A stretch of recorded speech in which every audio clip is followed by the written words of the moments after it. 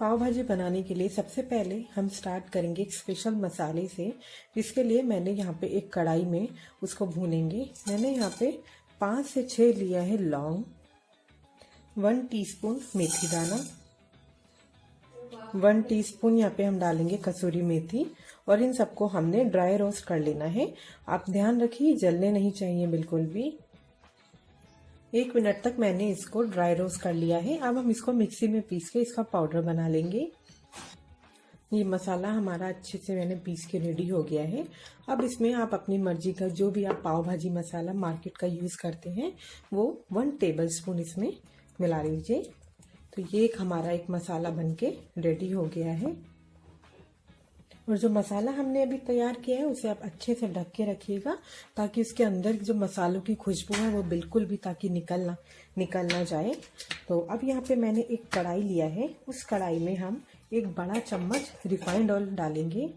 ये एक बड़े चम्मच रिफाइंड ऑयल मैंने इसमें ऐड किया है। अब हम इसमें डालेंगे, ये मैंने एक गाजर लिया है जिसको इस तरीके से चॉप कर लिया है। और ये मैंने एक मीडियम शिमला मिर्च लिया है। इन दोनों को हम फ्राई कर लेंगे ताकि ये अच्छे से सॉफ्ट हो जाए। अभी हम इसमें सिर्फ शिमला मिर्च और गाजर ही ऐड करेंगे। मैं यहाँ पे फ्रोज़न मटर का यूज़ कर रही हूँ। अगर आप यहाँ पे ताज़े मटर का यूज़ कर रहे हैं तो इस टाइम आप मटर भी ऐड कर सकते हैं ताकि वो भी इस टाइम अच्छे से सॉफ्ट हो जाए। 2 से 3 मिनट तक ढक के इसको मैंने अच्छे से फ्राई कर लिया है। अब हम इसमें ऐड करेंगे हमारे फ्रोज़न मटर। इनको भी हम 1 से 2 मिनट तक इनके अंदर फ्राई कर लेंगे। अब यहाँ पे हम ऐड करेंगे टमाटर। तो मैंने 2 से 3 टमाटर हैं जिनको इस तरीके से चॉप कर लिया है। टमाटर डालने के बाद अब हम इसमें ऐड करेंगे नमक। उसके साथ साथ तैयार कराया हुआ हमारा भुना हुआ और पाव भाजी मसाले का मिक्सचर और 1 से 2 टेबलस्पून हम इसमें डालेंगे मक्खन। इस पूरे प्रोसीजर में कम से कम 100 ग्राम मक्खन का हम यूज़ कर रहे हैं। अब इनको हम अच्छे से इसमें भून लेते हैं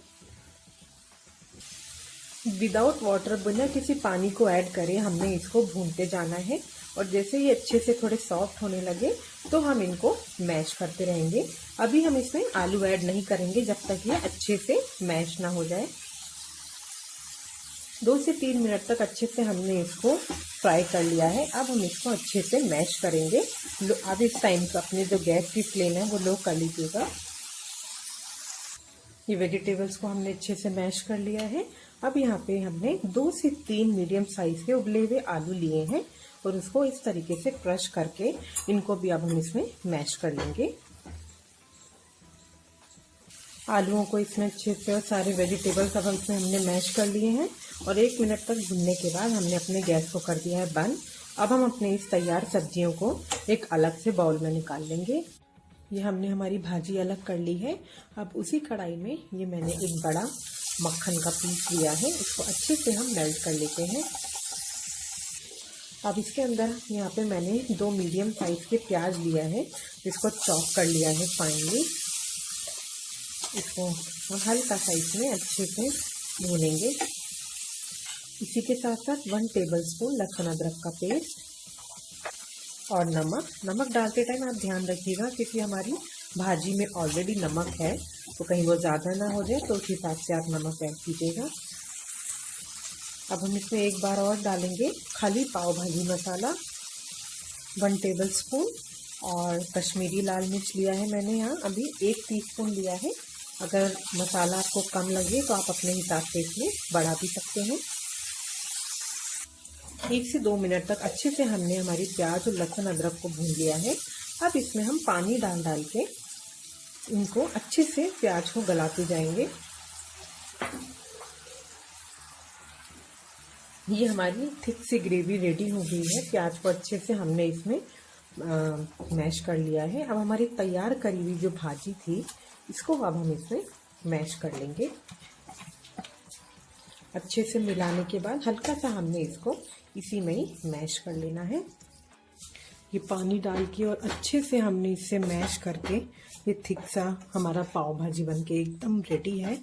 चलिए अब हम इसको अपने गैस को करते हैं बंद और अब हम तैयारी करते हैं हमारे पाव को सेकने की। ये हमने एक तवे पे मक्खन को अच्छे से गरम कर लिया है और इसी में हम अपने पाव को अच्छी तरीके से यूं प्रेस करके सेक लेंगे। आप चाहें तो दोनों तरफ से सेक सकते हैं, चाहे एक तरफ से, जैसा आपको ठीक लगे। इसी तरीके से मक्खन में हम हमारे सारे पाव को अच्छे से सेक लेते हैं। ये हमारे पाव सिक गए हैं, हमारी भाजी रेडी हो गई है। तो चलिए गर्मा गर्म अब हम इसको परोसते हैं। दोस्तों हमारी पाव भाजी बनके गर्मा गर्म एकदम रेडी है। इसको मक्खन के साथ और प्याज, नींबू, हरी मिर्च के साथ हमने इसको गर्मा गर्म सर्व किया है। आई होप आपको मेरी वीडियो पसंद आई हो, तो प्लीज़ इसको लाइक, शेयर एंड कमेंट करना ना भूलें और हमारे चैनल को ज़रूर सब्सक्राइब करें और साथ में जो बेल आइकन है उसको हिट करना बिल्कुल नहीं भूलिएगा और हमें ज़रूर बताइएगा आपके फैमिली में सबको कैसी लगी। Thank you for watching my video.